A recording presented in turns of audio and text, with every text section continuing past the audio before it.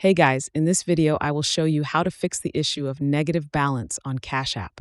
All right, so let's begin with the video. So basically, it could be due to several reasons.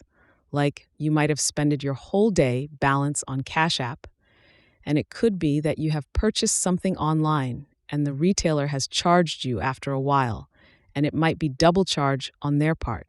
So it is not your problem at all, and it could be also due to secondary charges, which the Cash App charges for additional services. So it can be recovered from you even if you have zero balance. So in that case, it might show as negative balance, and to solve these problems, all you have to do is just keep sufficient balance in your Cash App account, and also do not spend the amount which has been holded by Cash App for different transactions. And if the problem still persists and you have no clue about it, like why your account is negative, you can just simply contact the support and ask them out. They will be able to help you out better. And these are some ways that you can fix this issue. So that's basically how you can negative balance on Cash App. So that's all for this video.